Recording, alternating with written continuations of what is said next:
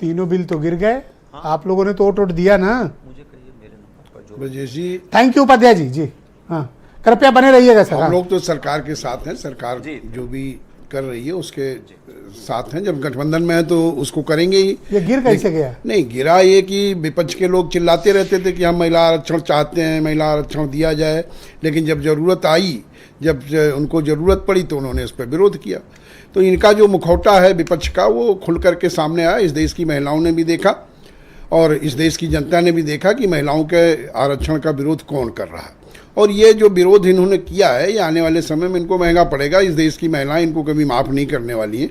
और इन्होंने ये इस तरह का आचरण करके ये बता दिया कि ये नहीं चाहते कि संसद में महिलाएं आकर के बैठें।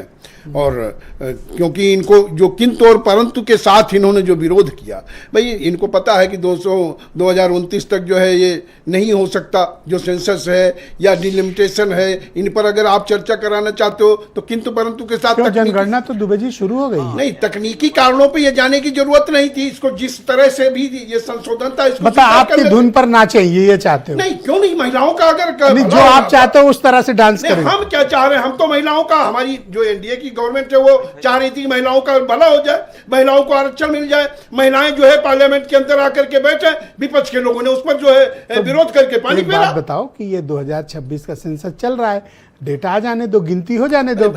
एक सेकंड सवाल तो कर लेने दो। ऐसी क्या अकुलाहट है कि सवाल खत्म नहीं जवाब पहले?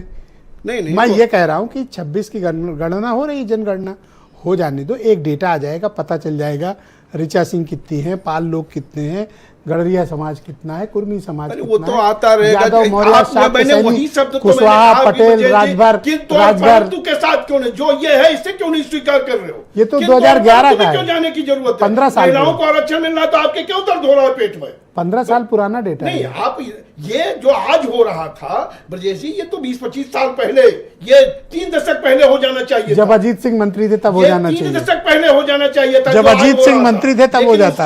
आज भी विपक्ष ने नहीं होने दिया।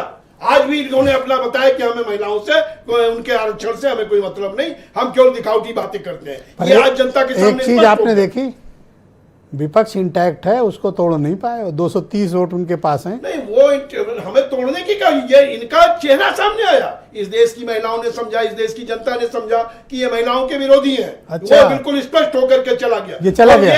इनको लोग खदेड़ेंगे। हाँ। इनको जब ये जनता के बीच में जाएंगे तो इनको पता चलेगा कि इन्होंने क्या किया। और महिलाएं आपको माल्यार्पण करेंगी। महिलाएं हमारे साथ हैं। महिलाएं चाह रही थी कि आरक्षण लागू हो। अच्छा, सभी चाह रही थी। अचानक रातों रात? नहीं, अचानक क्या, रातों रात तो पहले से है कि ये होना चाहिए था। देश की जनता इस बात को चाह रही थी और इन लोगों ने कहा कि हम ये कह रहे हैं कि हम महिला आरक्षण चाहते हैं, लेकिन अपनी शर्तों पर चाहते हैं। पहली बार सरकार के बिल गिर गए, बेइज्जती वाली बात नहीं है। नहीं, बेइज्जती, हमने अपना प्रयास किया। या तो आपको पता था कि आप इसमें रपट जाओगे? नहीं, जबरदस्ती कूदे। हमें क्या पता, वीरेंद्र जी आ गए जी। हमें ये थोड़ी पता था कि ये कह रहे हैं कि महिला आरक्षण लागू हो तो ये जो है ये चरित्र दिखाएंगे।